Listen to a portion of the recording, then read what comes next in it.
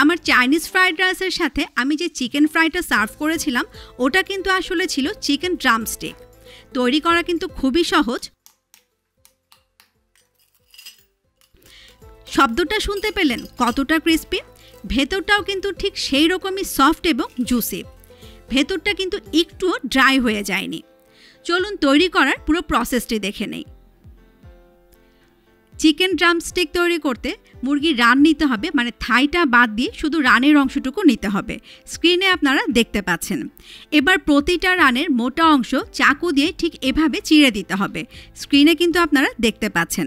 আপনারা দেশি মুরগি নেন বা ফার্মের মুরগি নেন বা যে মুরগি নেন না কেন, এই কাজটা কিন্তু আপনাকে করতেই হবে। এতে করে মশলাগুলো ভালোভাবে মাংসের ভেতরে ঢুকবে, আবার তাড়াতাড়িও সেদ্ধ হয়ে যাবে। ঠিক একইভাবে আমি সবগুলো করে নিয়ে পরের প্রসেসে চলে যাচ্ছি। সয়া সস দিয়ে দিচ্ছি 1 চা চামচ, ওয়েস্টার সস 1 টেবিল চামচ, মরিচের গুঁড়ি 1 টেবিল চামচ, লবণ দিয়ে দিলাম 1/4 চা চামচ, গোলমরিচের গুঁড়ি দিয়ে দিচ্ছি আধা চা চামচ। আপনারা যদি ঝাল বেশি খেতে চান গোলমরিচের গুঁড়ির পরিমাণটা বাড়িয়ে দিতে পারেন। এবার সব কিছু খুব ভালো করে মিক্স করে নিচ্ছি। একটা কথা বলতে ভুলে গিয়েছিলাম, আমি কিন্তু এখানে নর্মাল সয়া সসটা দিয়েছি। যদি আপনারা ডার্ক সয়া সস দেন তাহলে কিন্তু কোনোভাবেই লবণটা দেবেন না। সব কিছু উল্টে পাল্টে খুব ভালো করে মাখিয়ে নিচ্ছি। যেই অংশগুলো চিড়ে দিয়েছিলাম তার ভেতরেও কিন্তু মশলাগুলো খুব ভালো করে ঢুকিয়ে দিচ্ছি। স্ক্রিনে আপনারা নিশ্চয়ই দেখতে পাচ্ছেন। একটু সময় নিয়েই কিন্তু কাজটা করতে হবে। যত ভালো করে মাখিয়ে আমি ম্যারিনেট করব, ড্রামস্টিকগুলো কিন্তু ততই টেস্টি হবে। মাখানো হয়ে গেছে। এবার এটা ঢাকনা দিয়ে ঢেকে আমি ওভারনাইট রেখে দিচ্ছি। আপনাদের হাতে যদি এত সময় না থাকে তাহলে কমপক্ষে কিন্তু 3 থেকে 4 ঘন্টা অবশ্যই ম্যারিনেট করে রেখে দেবেন। ফ্রিজ থেকে বের করে নিয়ে আসলাম। আমি কিন্তু বলতে ভুলে গিয়েছিলাম যে আমি কিন্তু এটা ফ্রিজে রেখে দিয়েছিলাম। আপনারা যদি 3-4 ঘন্টা ম্যারিনেট করেন তাহলেও কিন্তু ফ্রিজেই রেখে দেবেন, তবে ফ্রিজের নর্মাল পোর্শনে। এবার চলে যাচ্ছি পরের স্টেপে। একটা প্লেটে আমি একদম শুকনো নর্মাল যে ময়দা আমরা ব্যবহার করি সেই ময়দা নিয়ে নিয়েছি। একটা টুকরো দিয়ে খুব ভালো করে সেই ময়দার মধ্যে আমি গড়িয়ে নিচ্ছি। একটু ভালো করেই কিন্তু গড়াতে হবে, এটার উপরেই কিন্তু ক্রিস্পিনেসটা অনেকটাই ডিপেন্ড করবে। মাখানো হয়ে গেলে একটু ঝেড়ে আমি আলগা ময়দাগুলো ফেলে দিচ্ছি। দেখতে পাচ্ছেন এটা কেমন হয়েছে। বাড়তি ময়দাটুকু ঝেড়ে ফেলার পরে এবার টুকরোটাকে আমি ডিমের ভেতরে খুব ভালো করে চুবিয়ে নিচ্ছি।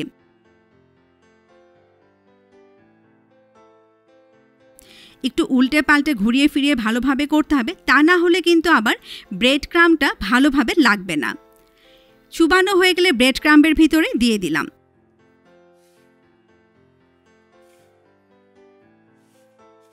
এবার খুব ভালো করে ব্রেড ক্রাম্বগুলো চেপে চেপে সেই মাংসের টুকরোর মধ্যে লাগিয়ে ফেলতে হবে। এটা আসলে বলে বোঝানো যাবে না, এটা আপনারা সবাই জানেন। তারপরও যারা নতুন আছেন স্ক্রিনে দেখে নিশ্চয়ই বুঝতে পারছেন কাজটা কিভাবে করতে হবে। এটাকে আমি ডাবল কোট করছি, তার মানে আবারও ডিমে চুবিয়ে ব্রেড ক্রাম্বে আবারও গড়িয়ে নেব। এবার ডাবল কোটের বেনিফিটটা একটু বলি। ডাবল কোট করলে হবে কি, বাহিরেরটা তো খুব ভালো করে ক্রিস্পি হবেই, আবার ভেতরের মাংসগুলো মশলা সহ ভালো করে রান্না হতে থাকবে। আর বাহিরটা যখন ক্রিস্পি হয়ে গেল তখন ভেতরে কিন্তু আর বাড়তি তেল ঢুকবে না, আর খেতে তো অবশ্যই অসম্ভব টেস্টি লাগবে।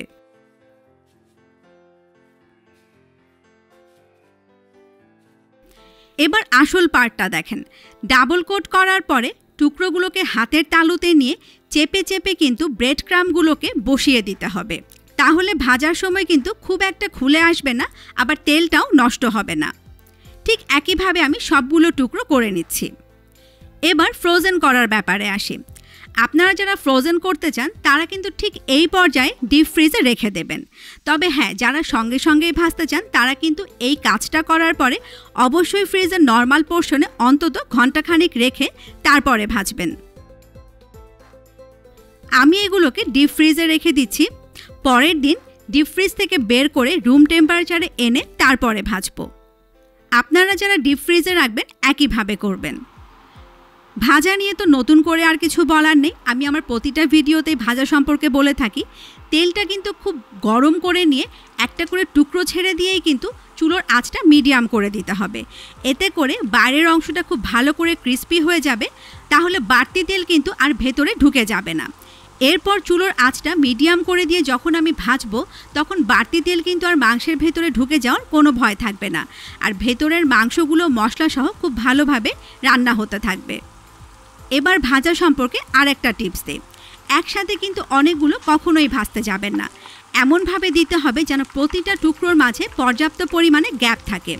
যদি গ্যাপ না থাকে তাহলে কিন্তু সেই জায়গাগুলো ভালোভাবে ভাজা হবে না। এবার ফাইনাল টিপসটা দিই। যেহেতু আমি এটাকে ডাবল ফ্রাই করছি না, তাই এটা কিন্তু অনেক সময় নিয়ে ভাজতে হবে।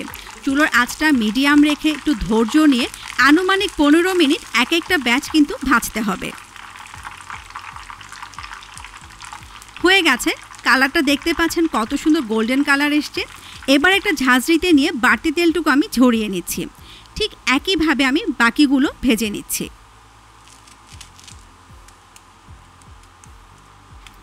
সাউন্ডটা শুনলেন, নিশ্চয়ই বুঝতে পারছেন যে কতটা ক্রিস্পি হয়েছে। যেহেতু ডাবল কোট করেছি, তাই এটা কিন্তু অনেক সময় পর্যন্ত ক্রিস্পি থাকবে। তাই বাচ্চাদের টিফিনে যদি দেন, তাহলে টিফিন আওয়ার পর্যন্ত কিন্তু এই ড্রামস্টিকগুলো ক্রিস্পিই থাকবে। আবার চাইলে কিন্তু পোলাও খিচুড়ির সাথেও খেতে পারেন, আবার বিকেলে চায়ের সাথেও কিন্তু দারুণ লাগে। তো অবশ্যই তৈরি করবেন, ফ্যামিলি মেম্বারদের সাথে অবশ্যই এনজয় করবেন। আবারও দেখা হবে অনলাইনে নতুন কোনো রেসিপি নিয়ে। সে পর্যন্ত সবাই ভালো থাকবেন, আমাদের জন্য দোয়া করবেন। ভিডিওটি দেখার জন্য সবাইকে অসংখ্য অসংখ্য ধন্যবাদ।